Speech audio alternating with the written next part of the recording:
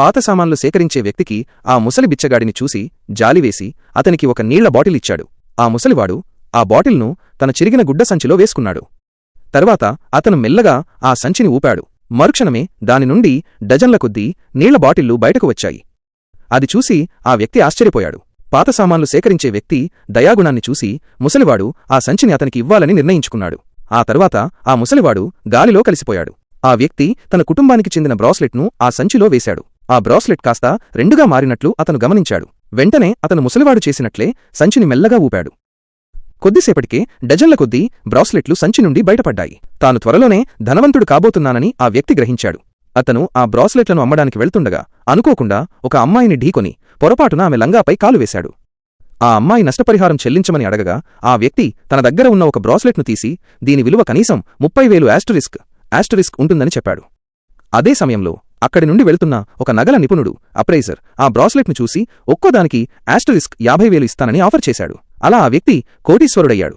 ఆ నగల నిపుణుడు ఆ వ్యక్తిని ఆ రాత్రి జరిగే ఒక సంపన్నుల విందుకు ఆహ్వానించాడు. అక్కడికి ఆ ఊరిలోనే అతిపెద్ద ధనవంతుడి కూతురు కూడా రానుంది.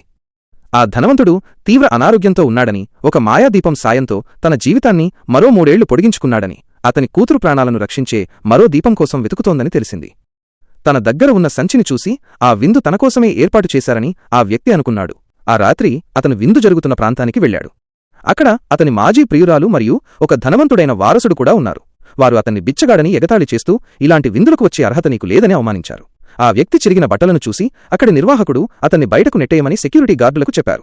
అదృష్టవశాత్తు సరిగ్గా అప్పుడే ఆ ధనవంతుడి కూతురు అక్కడికి వచ్చింది. ప్రాణాలను రక్షించే దీపం గురించి ఎవరైనా ఆధారాలు ఇస్తే వారు తనకు స్నేహితులవుతారని ఆమె ప్రకటించింది. అప్పుడు ఆ ధనవంతుడైన వారసుడు ముందుకు వచ్చి తన దగ్గర దీపం లేకపోయినా దీపానికి జరిగే నష్టాన్ని తగ్గించే దీపపు నూనె ఉందని చెప్పాడు. అది చూసిన ఆ వ్యక్తి తన దగ్గర ప్రాణాలను రక్షించే దీపం ఉందని, దాన్ని బయటకు తీయగలనని చెప్పాడు. వారు ఆ దీపాన్ని చూపించమని అడగగా ధనవంతుడి కూతురు తన సిబ్బందిని పిలిచి దీపాన్ని తీసుకురమ్మని చెప్పింది. ఆ వ్యక్తి ఆ దీపాన్ని నేరుగా తన సంచిలో వేసి రెండో దీపం దీని లోపల ఉందని అందరి ముందు చెప్పాడు. కాని ఎవరూ అతన్ని నమ్మలేదు.